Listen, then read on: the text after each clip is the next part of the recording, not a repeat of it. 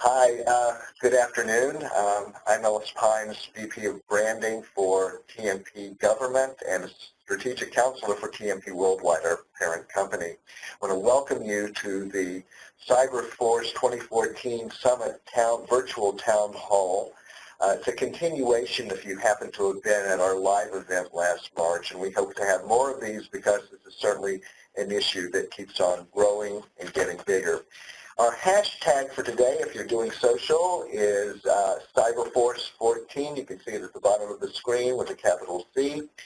And I want to especially thank our people who are making this town hall possible. I cohere. They are doing excellent work in helping especially government agencies and all of us in this budget crunch when live meetings and travel and so forth have been more difficult, to come up with a way of making real meetings happen and bringing people together to exchange ideas. This is our agenda. Our keynote speaker is Dr. Ernest L. McDuffie, who is the lead for the National Initiative for Cybersecurity Education at the Department of Commerce, NIST. And then after our keynote, we're going to have Evan Lesser, who's with DICE and ClearanceJobs.com, the founder of ClearanceJobs.com, will be with our panelists. Dr. McDuffie will join them. Renee Forney, who's the Executive Director for the Cyber Skills Management Support Initiative at the Department of Homeland Security, and Ben Scribner, who's the Program Director for the DHS National Cybersecurity Professionalization and Workforce Development Program. And then we hope to have some time for questions, and then we'll have a few closing remarks. Our theme is that cybersecurity professionals is trending to a seller's market, to a very high-priced professionals. How can we build a genuine pipeline of talent of affordable and competent cybersecurity experts? And along those lines, we're going to have a poll right now. You're going to see it on the right, your right there, and that is, do you plan to hire or train entry-level cybersecurity professionals over the next year? And you have about 45 seconds to answer that poll, and we're interested in your response.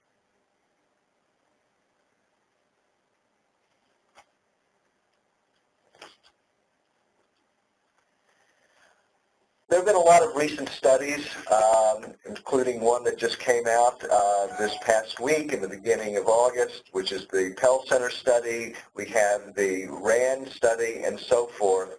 And they're all asking similar questions, and that is about a shortage of cybersecurity professionals.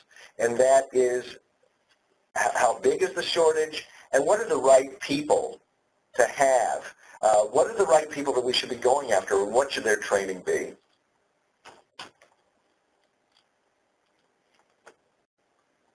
Next slide, please. Oh, it's pushing the polls, yeah, okay. We'll be publishing those polls. And right, we'll get the answers on that.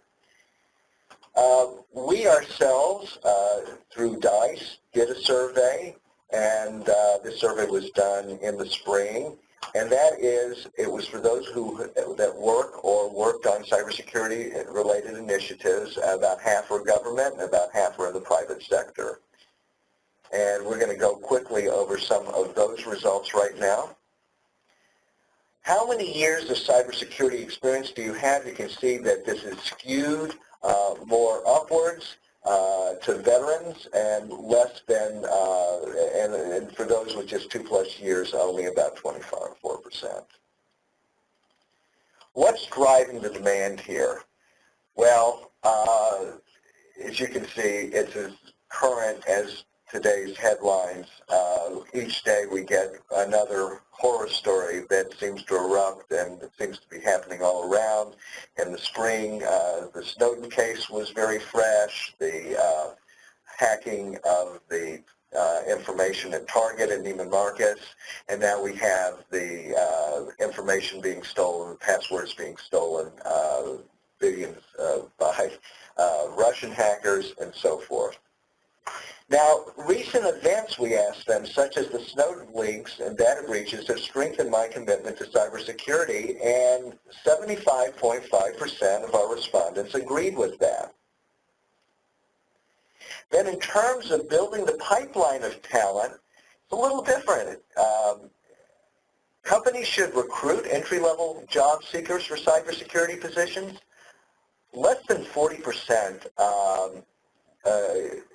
45% agree, but a large number of people disagree. So it's less than a majority agreeing with that, about building the pipeline. Then we asked the cybersecurity professionals what they look for in an employer. And the most important thing that came up, if you look at the top three there, professional development, career advancement opportunity, and personal growth and accountability. They want to grow, in short. What keeps them engaged? Meaningful work, being challenged, their skills utilized for a good purpose. Now you'll notice that the table stakes of compensation and benefits do not figure as largely as one might think in this. And then where do you look for certified ethical hackers? Here's some information about that, some analytics. Right now, you may be aware that Black Hat is happening right as we speak, or perhaps just got over. And what we're looking for are people who have, of course, those hacking skills and are willing to put them to good use. When we ask people what the reasons are they stay with a specific employer, then we start to get in with what we call the material benefits, that they're fairly compensated, the benefits and perks are good. But once again, if you notice 41% job satisfaction is high, 38% plenty of opportunities for professional development and training, the growth, and of course the discomfort of looking for a new job. The top three reasons why they stay, though, are compensation, dislike looking for a new job, and the job satisfaction being high. And right now, we're going to, as we transition to our keynote, we're going to do another poll. And that is, and this is for government folks out there especially, although it also if you're a government contractor, and how long does it take to process a security clearance? Because that certainly bears on the workforce. And we're going to give you 45 seconds for that. And now I'm going to introduce our keynote speaker. And Dr. Ernest L. McDuffie. People take unusual routes to becoming a cybersecurity professional. Now, that doesn't nullify the fact that we need to have professional standards. But people can come from all kinds of different backgrounds.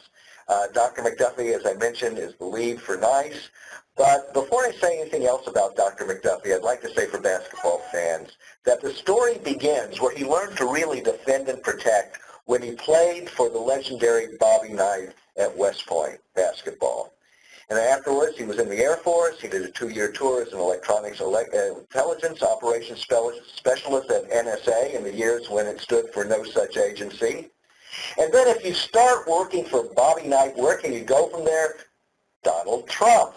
So he spent a number of years working for Donald Trump in his native Atlantic City, followed by 7 years on the faculty at Florida State University in their computer science department, teaching and doing research in artificial intelligence, and then in those early days of the web, the fledgling field of cybersecurity. In 2002, he became one of the first program managers at the National Science Foundation's Federal Cyber Service Scholarship for Service program. Now, since he had already been involved in the Army and the Air Force, it was only natural that he would then go to the Office of Naval Research, rounding out his service involvement with the services. And finally, this colorful career led him to the NIST at the Department of Commerce and to his present position where he was selected in 2010 when they began the National Initiative for Cybersecurity Education and identified Dr. McDuffie to lead this effort. I assure you there's more to this story. but I will pass it on at this point to Dr. McDuffie. So thank you very much, Ellis. That was a wonderful introduction. Just to round out the services, my father was a Marine during World War II, so that really covers all the bases there. I want to spend a few minutes talking about NICE in general and then specifically around this workforce issue of the things that we've been dealing with of late. NICE is an all-government effort. This is the lead agency as far as coordination, but as you'll hear from my colleagues, a lot of the heavy lifting is happening at the Department of Homeland Security and other agencies across government. We've actually been very fortunate to enjoy great cooperation from our colleagues across government, regardless of the agencies that they actually are based in. So, as I was saying, three main component areas for NICE. We focus in general awareness campaign, again led by the Department of Homeland Security, October being Cybersecurity Awareness Month. They've been leading that effort for over the past decade now, doing some very interesting things, getting out into the general population. They'll spend time at individual locations around the country, bringing the message of how important cybersecurity is to every person. Every member of society has a role to play in not only protecting their own networks and their own presence in cyberspace, being aware of what proper cyber hygiene is and how to mitigate the risks that are out there. So the National Awareness Campaign has taken on that effort not only in the month of October but around the calendar year, and has well aligned itself with priorities the current administration is looking at in terms of critical infrastructure protection and then other issues related to job placement. Second component area is formal education. Here we look at everything K through 12, community colleges, four-year institutions, graduate schools, also to include competition space. I spent the last week at the U.S. Cyber Challenge camps, both in the University of San Diego in California, at Marine Valley Community College in Illinois, and also at the University of Delaware here on the East Coast. And in each instance, 30, 40, I think at the last camp there were 70 students participating in the week-long activities where they not only engage in competitions but also have master classes in their arts and them looking at things as ethics and job hunts, interacting with individuals from industry that are sponsoring these events. They're finding them to be an excellent way to recruit new talent. And then our third area is focused on workforce development, not only the current workforce for the federal government, but the workforce for the entire country. Only about 4% of the cybersecurity workforce actually works for the federal government. The private sector has a huge stake here. Critical infrastructure is 85% controlled by the private sector. Across the board, all the 16 different sectors, there are cybersecurity issues that are relevant and demanding of new streams of employees to come into those fields that are ready to operate at a high level. So we're also not only looking at the current workforce, care and feeding of that workforce, but what the future workforce requirements are and will be. In that realm, we've developed a number of tools. One of the important artifacts from NICE over the last few years has been our National Cybersecurity Workforce Framework. This document is a taxonomy, if you will, of the field of cybersecurity, where we've decomposed it into 7 different categories, some 32 different functional skill sets that really shows you the kind of depth and breadth of the cybersecurity field and how many different disciplines and individuals are required to really meet all the different needs that are out there. Everything from the so-called cyber ninjas that we often talk about that are actually defending national security systems, high priority transportation, energy, financial sector systems where the very lifeblood of the economy of the globe is dependent on the security of these vast networks. The lifeblood of our energy supply, the smart grid coming online, the protection of intellectual property at virtually every organization around the world, electronic medical records, the protection of the sensitive personal data that each of us generates every day. The list goes on and on. There's a tremendous demand for people with trained expertise and across a broad set of skills in the cybersecurity field. And the predictions that we've seen at places like the ISC Squared every 2 years does a study that's conducted by Foster and Sullivan, predict as many as 4 million unfilled IT-related cybersecurity type jobs by 2020. Thousands and thousands of jobs every year going unfilled within the United States. So there's employment opportunities not only in the Washington, D.C. area, but certainly across the country and globally. U.S. citizens certainly in this country have an advantage on the federal side because there are a number of jobs that require security clearances. You have to be a U.S. citizen to participate in those jobs, so you've got a leg up there, but there are job opportunities no matter where you are across the country. So it's a good area for a young person to start thinking about as a potential future career opportunity there. So I know we've got a lot of people coming on to participate, so I don't want to dominate too much more of the time. My colleagues have very interesting perspectives from things that are going on within the federal government. I know Renee will be able to talk about some specific workforce issues that DHS has actually been leading the way with. And Ben is one of my leads for Component Area 3 that works on the workforce issues. He's responsible for the development of Framework 2.0 as we keep all our documents current and up to date with the rapidly changing and developing field of cybersecurity. I think with that, I'm supposed to hand it off to Evan. Thanks so much. So we'll continue on with our questions, and Dr. McDuffie, we'll have you back to answer. I also want to bring in Renee Forney, the Executive Director of Cyber Skills Management Support Initiative at the Department of Homeland Security. And we also have Ben Scribner, the Program Director for the Department of Homeland Security National Cybersecurity Professionalism and Workforce Development Program. So we're going to jump right into the questions. We will do the ladies first thing and push this initial question to Renee. Looking to the last few years, in your opinion, what government-sponsored or government-sanctioned training programs have been successful in developing a more skilled cybersecurity workforce? Are there models or success stories that we should be following for the future? Well, great. First of all, let me say thank you to everyone who's joining us today. Can you all hear me? I think that's a yes. What I will say is that there are numerous programs within the federal space.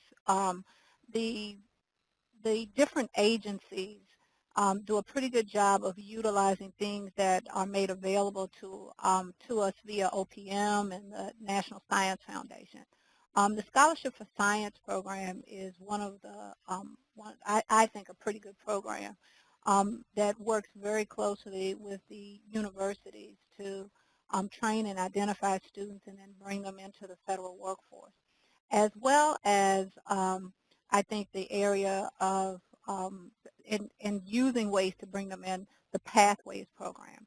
The Pathways program is a program that is used within the federal space to bring in students, to give them the opportunity to come into the federal space, work in the federal space, and it gives them the human capital vehicle that will allow them to eventually transition to a federal position. One of the things that we're trying out here at the department is that we realized that when we began to compete with some of the other agencies, some of the older agencies, NSA and CIA, they already have their brand out there. So most people know about the cyber missions in those particular areas, where here at the department, most people didn't know what our cyber missions were. So we at the department began to move out on a concerted effort to begin to build our brand. when it comes to cyber, to let the American people know what actually takes place here from a cyber mission perspective, and to make the students and to make the colleges and universities aware of it as well, so that they can begin to point those students toward DHS upon graduation.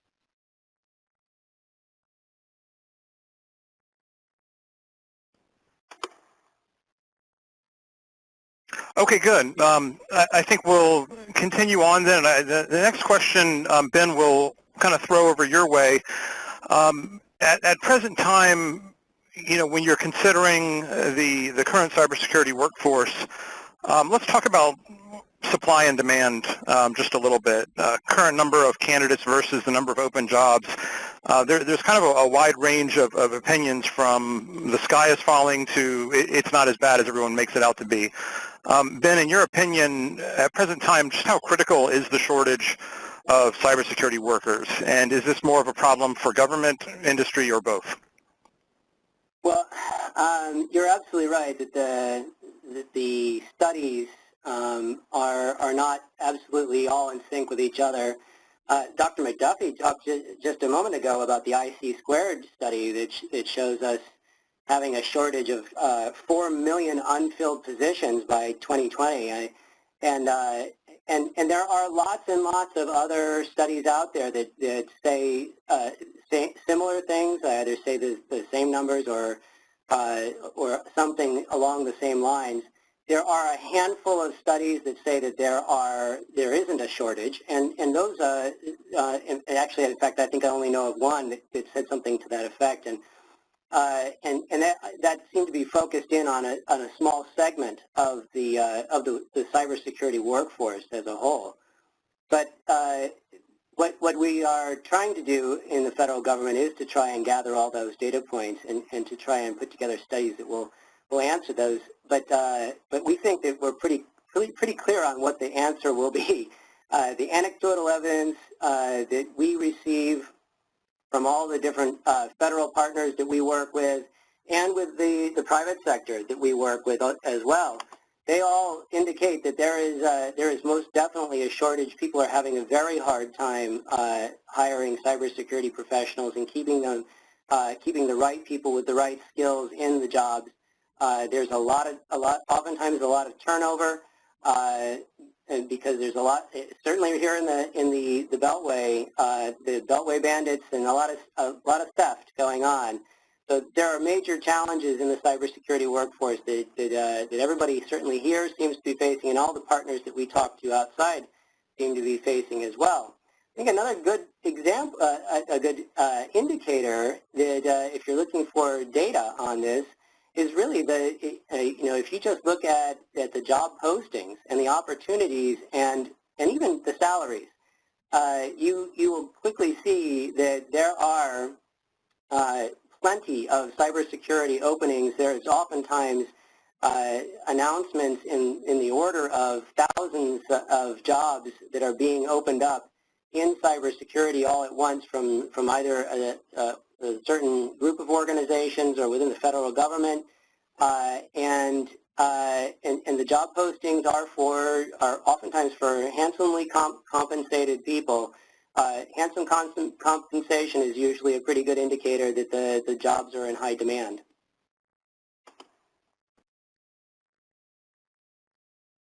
Thanks, and I'll remind our attendees that are coming in today, if you have a question that you would like the panel to answer, you can use the chat section of WebEx at the bottom right-hand corner of your screen. There's also a Q&A box, which you could probably get a question in as well, but we will try to answer any questions that you guys put up. I think the next question, Dr. McDuffie, will throw over your way. Cybersecurity, I think, is one of the industries that is evolving so rapidly that every year it looks completely different. In your opinion, what can government and industry do to keep education, training, and certification programs relevant? How can we make sure that we're teaching the new workforce really what matters? Yeah, that's a great question. It's really a big challenge. Because the field is changing so rapidly, there's a demand to refresh course material. So that refresh process is something that is not it's not a trivial process. You have to validate the new information. You have to make sure that you're not putting forth information that's just a passing fancy that really doesn't have any long-lasting value to it. So you have to make sure that your fundamentals, the course basics are there. Typically, from an academic standpoint, you'll see people coming out of computer science backgrounds, computer engineering, information systems management background. There's a lot of really strong fundamentals that you learn in those disciplines that are a big plus in this area. But as I indicated before, since the field is so broad, there's actually room for a huge number of other disciplines depending on the type of work that you're going to be doing in the area. When you start dealing with analytics and trying to get inside the mindset of the adversary, you need all kinds of disciplines, everything from social anthropology, the psychology, the sociology, the criminal law enforcement techniques. The list goes on and on. So the best way for employers to kind of stay on top of that is to demand that the public-private partnerships that are developed between government, academia, and industry always emphasize this continuous learning process and the continuous refresh of important material. So you're seeing a lot now of the certification bodies making sure that they have these continuous education units as a requirement to maintain their certifications. There's a big emphasis on performance-based training, that you not only have the theoretical aspect of a field that you might pick up in a classroom, but that you couple that with real-world experience, training on keyboards that actually demonstrate you have the ability to exercise and deliver the types of things that you're asked to do in the field. We're finding that a lot of the major certification companies are actually joining together to raise that level of proficiency for the entire field. We in federal government have been very fortunate through programs like the Centers of Academic Excellence for Information Assurance Education, which is a designation given out jointly by the National Security Agency and the Department of Homeland Security, and now covers some 182 schools across the country. Having a certain standard where the curriculum is mapped to certain standards that are approved and developed in the federal space in conjunction with the private sector to ensure that our students are getting the best possible training that they can.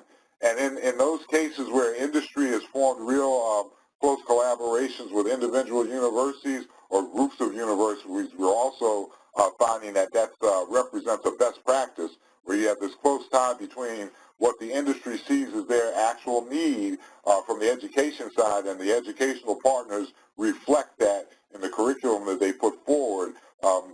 It's a win-win on both sides. You train students with job skills that are ready for the workplace, and the employer's happier on the other end. So there's a lot of positive things happening, I think, in all three of those sectors.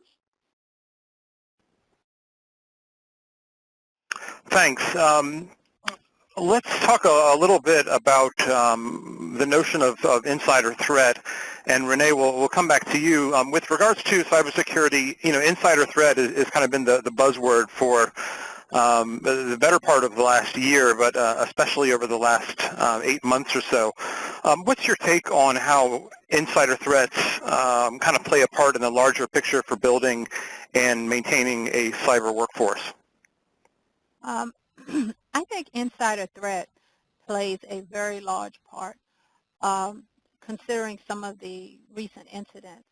A big part of that is awareness and training, making sure that your workforce stays on their toes, and making sure that everyone within that workforce understands that they have a responsibility when it comes to insider threat.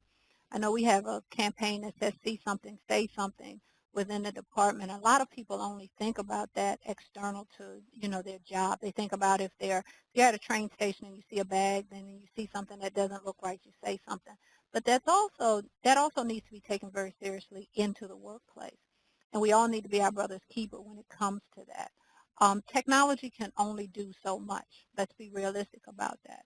And so we can put safeguards and things in place, but we also need to align those with accurate processes and procedures that helps put us in a position where we're not, for example, one deep in a position and one person has too many controls and too much access. But we also just need to be mindful of actually what's taking place day to day and making sure that we have the proper checks and balances in place. Thanks, Renee. And Ben, why don't we have the same question come over to your side. What's your take on insider threat and how that's going to change or mold what we need to do with the current and future workforce? Oh, yeah, absolutely. I completely agree with Renee. Insider threat, as you can tell just by the news today, is one of the major areas of concern. I mean, it doesn't matter whether you're in the federal government and you're worried about whether the people that you have who have access to national security issues is your area of the workforce, or if you're target and you need to protect your customers. Insider threat can play a significant role in whether or not you have a security incident, and those security incidents have a larger and larger impact every day. You can just see it from the news articles. But the additional thing that I would add to what Renee said is that insider threat actually also for the people who are on this call, and the talent acquisition professionals and the career development professionals, it means really a longer term in terms of hiring. And that's not just in the federal government. We're notorious for taking forever to hire somebody. You know, you get your offer and then it takes months and months for you to get through the clearance process. But even, as I said before, even if you're a target, you need to really just make sure that when you're hiring somebody who's going to have access to security controls and access to the inner workings of your cyber infrastructure, that you do the due diligence of screening and making sure that you're getting somebody who can be trusted. And that is part of the reason why it takes the federal government so long to hire people, especially into cybersecurity. And I think that to some degree is also true for the private sector as well. Thanks. And Ben, we'll continue with you on another question. You know, one of the biggest consequences of the Edward Snowden effect is the somewhat new identity crisis that the government and industry has. You know, 3-5 years ago, if you worked for the NSA, that was seen as a cool thing. If you worked for a company doing heavy national security work, that was seen as patriotic. Why don't we talk for a minute about other obstacles that the government and industry is facing when building the cybersecurity workforce of the future? Obstacles, are they training? Is it this identity crisis? Is it the clearance requirement? What kind of obstacles do you see presenting themselves in the very near future? Oh yeah, certainly the clearance requirement. I would say anecdotally that although I think Edward Snowden has really called into question a lot of the raised concerns for a lot of people on a lot of different fronts, I still think that the people who go to work for NSA and the military and people who are coming out of the federal government who have done cybersecurity work, which is some of the most cutting edge, and has to be because we have national security secrets to protect and a lot at stake. You have really some of the most qualified people coming out of those organizations. And in terms of the major challenges that we all face in cybersecurity and hiring and recruitment and developing the workforce, I would say that it's professionalization. We have a major concern right now in that whenever somebody hires somebody for a new job, that job is oftentimes as new as it comes. It's really the Wild West out there. When we have work that needs to be done, we create an entirely new post for that job, and and we give it a title, and that's the job that is posted. There are few standards that have been followed consistently, and consistently is really the operational word here. There's been a lack of consistency in jobs, and that's made it difficult for the universities to groom a qualified workforce that comes to work ready to work. Employers oftentimes have to retrain once they get a new employee right out of the gate, because people, even if they're hired from another employer, oftentimes if they came from a job that has the same title, they had an entirely different set of tasks that they were working on. So what Dr. McDuffie referenced was the National Cybersecurity Workforce Framework. I'd strongly recommend that all of the talent management and career development professionals go out to the NICS portal and look up the NICS the National Cybersecurity Workforce Framework. That is the touchstone around which we as a nation are going to be able to develop a more professional cybersecurity workforce with the size of candidates, not the size of the candidates themselves, but the size of the pool of the candidates, and the quality and the capabilities that are necessary for the future challenges that cybersecurity professionals will face. So again, if you can, that cybersecurity workforce framework is that center post around which we will be able to create the professionalization of the cybersecurity workforce.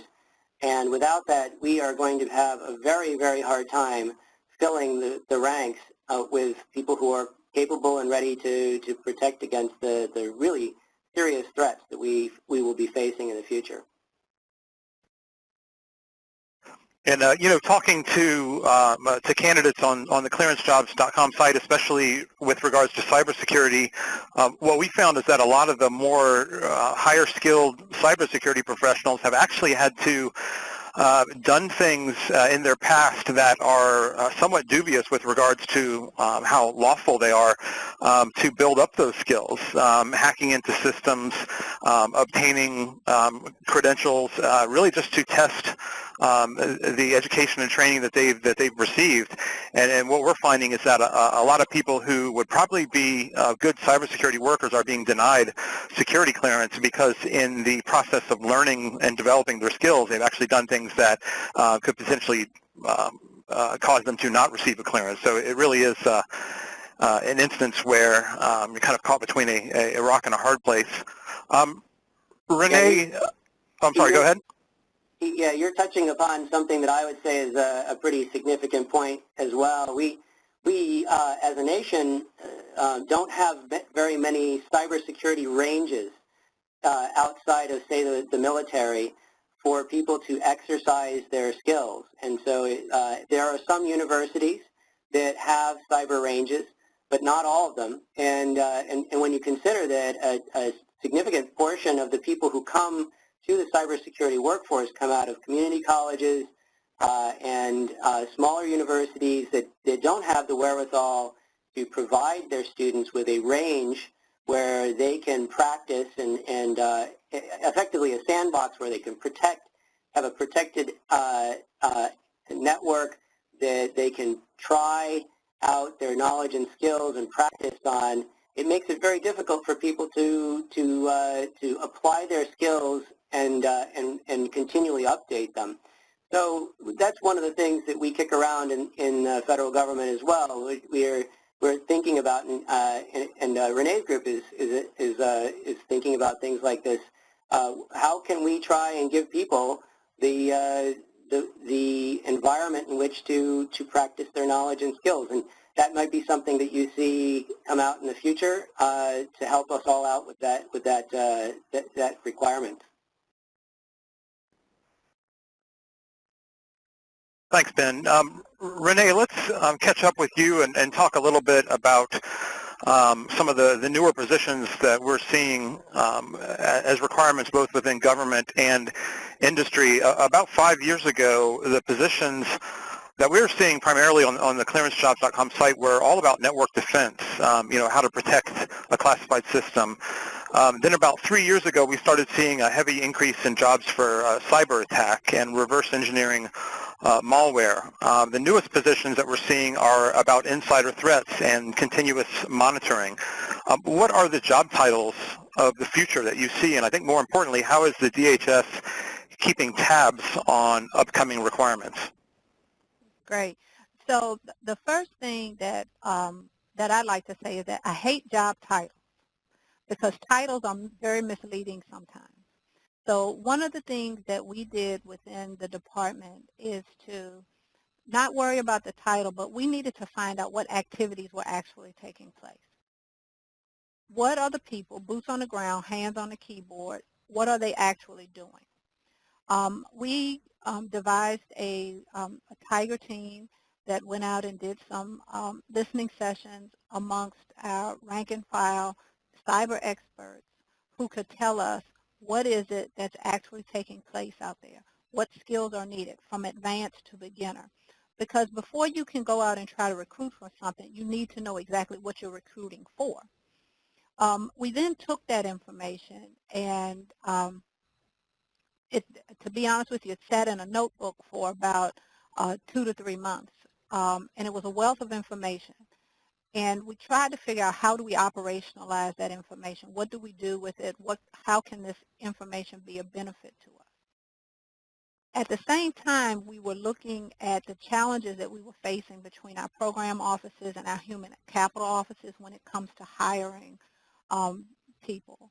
And we realized that there was a disconnect because those two very strong areas speak two different languages. And so we tried to come up with a way to bridge that gap. And one of the ways that we did that was we came up with a tool which we called a push-button PD, because in order to recruit for a position, the first thing it starts off with is that position description. So that position description needs to have the most relevant information that describes that position in detail. And when it comes to cyber and technology, as yes, we do need to create standards and a baseline, we also need to be realistic that things change. And we need to be nimble enough so that we can change as the needs change. And so what we've done with the push-button PD, it allows our program offices to accurately describe the skills that are needed in the positions. And then it merges it with the human capital language that it needs so that it can move through the human capital process. I think as far as industry is concerned, that's a need that they have as well.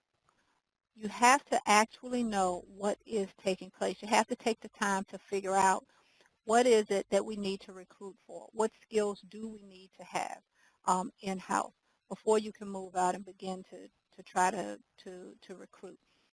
And then we need to work with the colleges and the universities to make sure that they are aware of what is it that we need.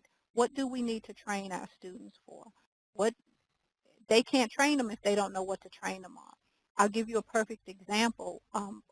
One of the events that we've put on is in order to bring awareness, we bring our students, we bring university students, 2- and 4-year university students, to our field offices so that they can actually see some of our forensics labs and our other cyber activities that take place across the department. And we also invite their professors so that their professors can see hands-on. One of the professors came to me and said, "Thank you so much for inviting me, so now I know what I need to convey to our students." And I think this is very important going forward, that we need to be joined at the hip with the academic world.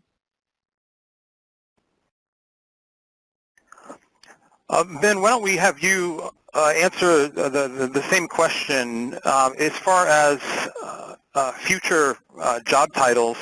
Your work with workforce development and the DHS, how do you keep tabs on what are the upcoming requirements? I think we have a fairly decent handle about what we need yesterday, but what about looking towards the future?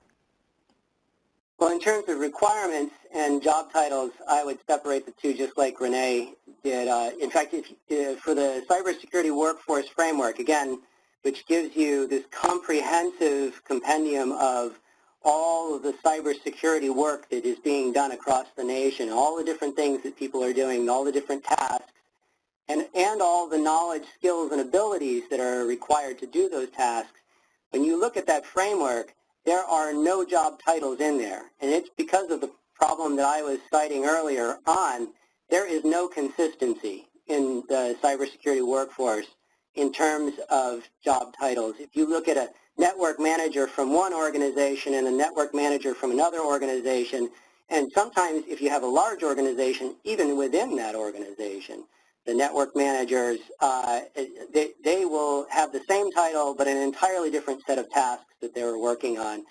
And the reverse is also true. You might actually have two people, even within the same larger organization, that are doing exactly the same task and have entirely different job titles.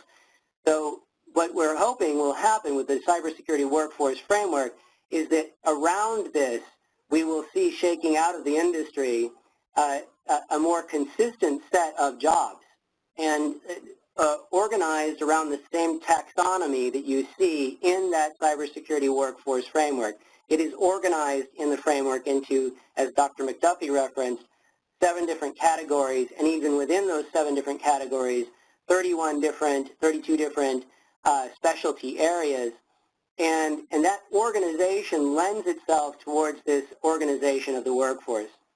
In terms of the requirements for cybersecurity professionals, I do know that there is a lot of work that's going on in terms of what is it that are the capabilities that are required. And, we get out of the universities, we get knowledge and skills, but what are the aptitudes that we're looking for in a cybersecurity professional, and what are the capabilities that we want them to build once they're on the job in order to be able to be a high-performing cybersecurity professional and work their way up through the ranks of our cybersecurity organizations. And so there's some work that's coming out of the Department of Defense on this. We've also worked with a number of different universities, and we're hoping that, again, keyed to this workforce framework, we'll see a lot of that. And I'll just reiterate that within the workforce framework, under each one of the tasks, we have the knowledge, skills, and ability, the knowledge and skills that are required to perform those tasks.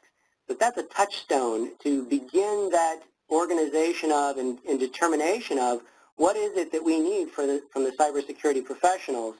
And as employers, you can use that framework to look through and figure out which of the tasks and which specialty area align to the job that you want to fill, and then look through that and see what the knowledge and skills are they are for that particular, in order to perform that particular task. Makes sense. And just to give a quick note to the attendees for today, we've got roughly 10 minutes left. We'll have a few more minutes for questions, and then we will we'll wrap it up. Dr. McDuffie, you may have a bit of a bias for this next question as a longtime civil servant, but I'd like to ask you, where should these cybersecurity experts call their employment home? Should they be government employees? Should they be government contractors? Does it matter? Well, I think it matters most to the individual. The most important thing, this was a message that I had to all the students out at San Jose State just 2 days ago as they were considering their careers moving forward. The most important thing that you can do as an individual is to figure out what it is that you're passionate about, what it is that makes you happy. There are certain missions within the federal government that are very attractive to certain types of individuals. There are certain missions outside of the federal government that are very attractive to individuals. You need to figure that out for yourself, and then realize that in most cases, if you've got a computer science or STEM background, or you have an interest in security or protecting information or solving puzzles, those kind of activities, you'll find a home within the cybersecurity workforce that will not only be profitable, but can certainly match the passion that you have for a particular discipline or a particular skill set. So that self-evaluation that the individual has to go through, I think, is something that a lot of times is overlooked. People will chase dollars or chase what someone else has told them is the next greatest thing to do. You really have to spend that time doing that self-evaluation if you're interested in your own happiness moving forward. We'll have one more question, which we're actually pulling in from our participants, and then we will go back to Ellis to close us up. One of the questions that's come in is, where exactly do you find these people? If you're in private industry and you're looking for cybersecurity professionals, where do you go? Where do you find them? There was a question coming up about, is LinkedIn recommended? And interestingly enough, one of the things that we're hearing from employers is that they're actually looking at candidates on LinkedIn and how much information they share publicly, kind of taking that into account as how responsible that candidate is with their security clearance. LinkedIn, unfortunately, is a great place to go and broadcast to the world what your clearance level is, where you've worked, who you work for, what skill sets you have, where your workplaces are. It's a little, it's almost a little too much information. Renee, we'll direct this last question to you. Where should industry go to find these professionals when they're in such short supply? Well, I think partnering with our universities and our four-year universities, our two-year colleges, and also the technical schools, I think are very good training ground for these students. One of the things that we've done here at the department is this past summer we have brought in over 60 students and placed them to give them hands-on experience into what we really do here at DHS. I think having more programs like that throughout the country gives the students the hands-on experience that they need to go with what they're gaining in the classroom at their learning institutions. But I think for industry to begin to partner with the local colleges, the local two-year colleges, let's not forget about our two-year community colleges, and the technical schools. And then I think we have a responsibility to those academic environments to make sure that we let them know exactly what we need their students to come out with in order to make them productive in our work environment. Excellent. Well, we'll head back to Ellis, and you can work on wrapping us up. Thanks. Thanks, Evan, and thanks to our panelists. And this problem's not going away, so we're going to hear from everybody more and more, and we're going to keep the Cyberforce 2014 going until it's Cyberforce 2015. We have an upcoming webinar that you might be interested in, which is about veteran outreach. That's coming up on Thursday, August 21st.